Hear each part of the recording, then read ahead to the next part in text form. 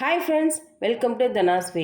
இன்னைக்கு நம்ம குயிக்காக சிம்பிளாக ஒரு லஞ்ச் காம்போ தான் பார்க்க போகிறோம். வாங்க வீடியோக்குள்ளே.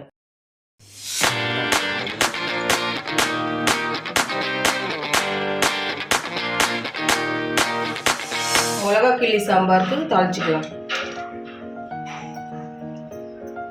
ஒரு 2 ஸ்பூன் ஆயில், 1/2 ஸ்பூன் கடுகு, 1/2 ஸ்பூன் சீரகம், 1/2 ஸ்பூன் உளுந்து, காஞ்ச மிளகா. இந்த பருப்பு காரமே காஞ்ச மிளகா தான் ஒரு 4 போட்டுக்கலாம்.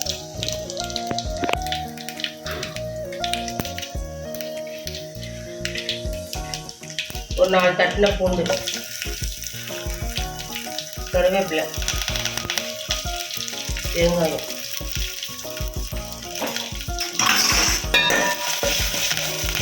லைட்டாக வதங்கட்டும்.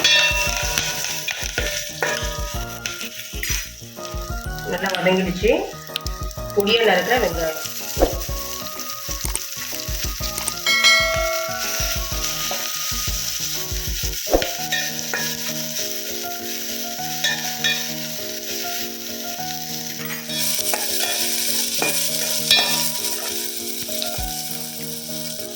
வெங்காயம் நல்லா ப்ரௌன் கலரில் ஆகிடுச்சு.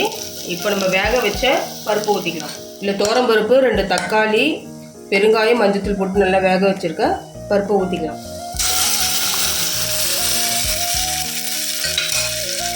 நமக்கு எவ்வளோ தண்ணியோ அதை சேர்த்துக்கலாம். திக்காக வேணால் திக்காக வச்சுக்கலாம், தண்ணியாக வேணாலும் தண்ணியாக வச்சுக்கலாம். இன்னும் கொஞ்சம் லைட்டாக ஊற்றிக்கலாம் தண்ணி. கொஞ்சமாக புளி தண்ணி, பருப்புக்கு தேவையான சால்ட். இது ஒரு கொதி வரணும். கொதி வந்த பிறகு கருவேப்பிலை கொத்தமல்லி பொடி இறக்கிடலாம். ஒரு கடாய் வச்சாச்சு. உருளைக்கிழங்கு வறுவல் பண்ணிக்கலாம்.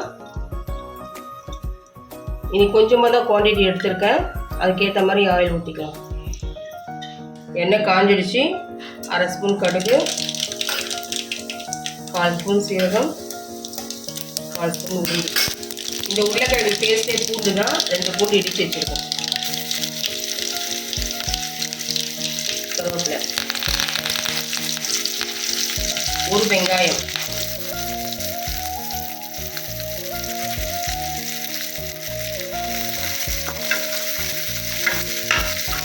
மூணு சின்ன சைஸ் உருளைக்கிழங்கு வேக வச்சு தோல் ஊற்றி வச்சுருக்கேன். கொஞ்சமாக தான் நீங்கள் செய்கிறேன். அதுக்கு உண்டான ஒரு வெங்காயம், ஒரு தக்காளி தான் சேர்க்கணும்.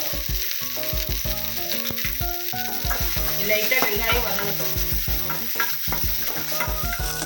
வெங்காயம் வதங்கிடுச்சு. ஒரு தக்காளி,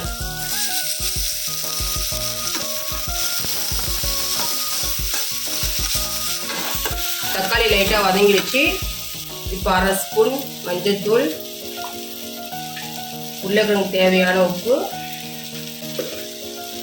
மிளகாய்த்தூள் 1/2 ஸ்பூன்,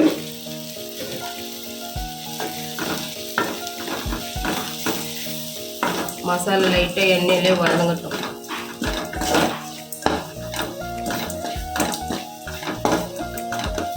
மசாலா வேகிறதுக்கு லைட்டாக தண்ணி ஊற்றிக்கலாம்.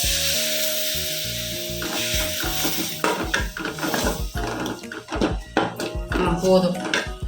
ஸ்லோ ஃப்ளேம்லேயே வேகட்டும். மசாலா லைட்டாக வதங்கிடுச்சு. இந்த டைமில் நம்ம வேக வச்ச உருளைக்கிழங்கை போட்டுக்கலாம்.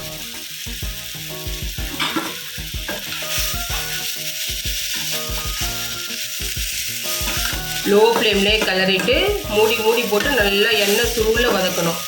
அப்போ தான் டேஸ்ட்டாக இருக்கும்.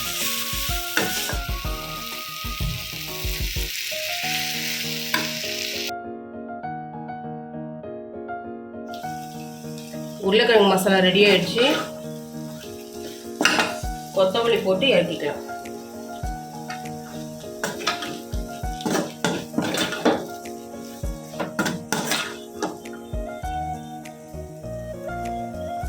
ஸ்டவ் ஆஃப் பண்ணிக்கலாம். பருப்பு நல்லா கொதிச்சிடுச்சு. இப்போ இறக்க வேண்டிய ஸ்டேஜ்.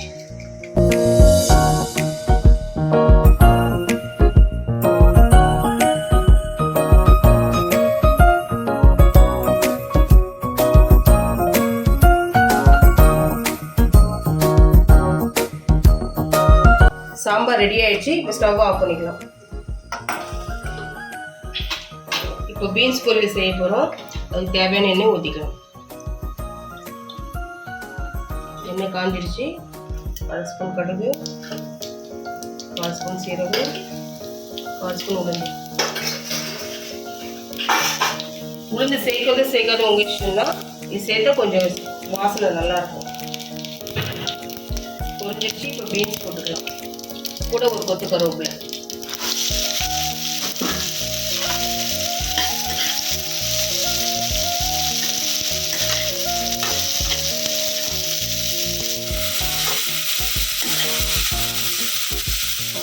இது தேவையான மசாலா போட்டுக்கலாம். 1/4 ஸ்பூன் மஞ்சள்தூள். மஞ்சள்தூள் போடுறதுனால கலர் மெயின்டைன் ஆகும். தேவையான உப்பு. 2 ஸ்பூன் மிளகாய் தூள்.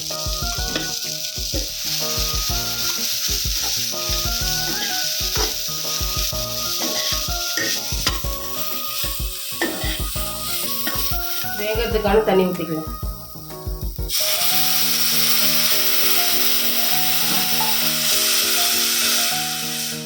பீன்ஸ் நல்லா வேகட்டும், அப்புறம் பார்க்கலாம்.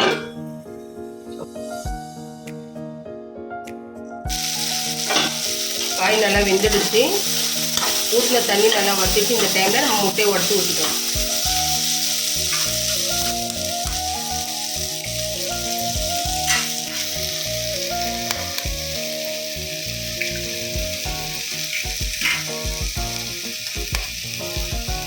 நான் 3 முட்டை ஊற்றிருக்கேன். இந்த காய்க்கு 3 முட்டை போதும்.